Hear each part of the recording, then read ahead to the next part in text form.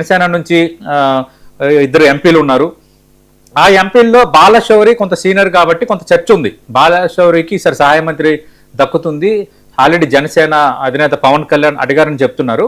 ఒకవేళ జనసేన కనుక ఈ రీషఫుల్లో బెర్త్ లభించే ఛాన్స్ ఉంటే అది బాలశౌరికే లభించే అవకాశాలు అయితే ఉన్నాయి. వాళ్ళు ఉన్న ఇద్దరిలో బాలశౌరి అనేది వాళ్ళ ఆప్షను. అక్కడ ఢిల్లీలో కూడా బాలశౌరి ఆల్రెడీ ఎంపీగా రాజకీయంగా ఆయన పనిచేశారు కాబట్టి పరిచయాలు కూడా ఉన్నాయి.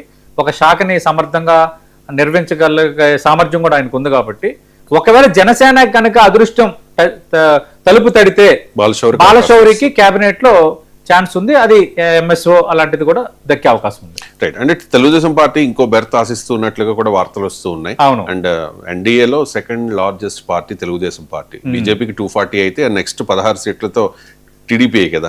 వాస్తవంగా చెప్పాలంటే టీడీపీ సపోర్ట్ లేకపోతే మోదీ గవర్నమెంటే లేదు. అవును, కరెక్ట్ గా చెప్పాలంటే. అంటే ఇంకో బర్త్ ఎక్స్పెక్ట్ చేస్తున్నట్టుగా వార్తలు వస్తూ ఉన్నాయి. ఓకే, అది మీరు మీ పాయింట్ కూడా ఇంపార్టెంటే. ఎందుకంటే ఇప్పుడు సామాజిక వర్గాల ఈక్వేషన్ తీసుకుంటే కేంద్ర కేబినెట్ ఆంధ్రప్రదేశ్ సంబంధించి Kinjarapu Rammohan Naidu belongs to Koppula Velama BC కోటాలో ఆయన మంత్రిగా ఉన్నారు.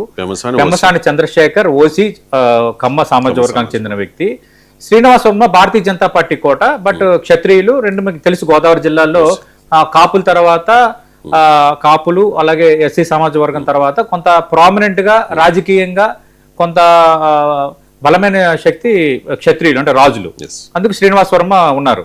కానీ ఇప్పుడు ఏంటంటే సోషల్ ఈక్వేషన్ లో భాగంగా మనం చూస్తే ఆ చర్చ కూడా జరుగుతోంది. తెలుగుదేశం పార్టీకి సంబంధించిన ఎస్సీ రిజర్వ్డ్ నియోజకవర్గం నుంచి గెలిచిన ఎవరైనా ఒక ఎంపీ కేంద్ర మంత్రివర్గంలో సహాయ మంత్రి కావచ్చు అన్నది ఒక చర్చ జరుగుతోంది.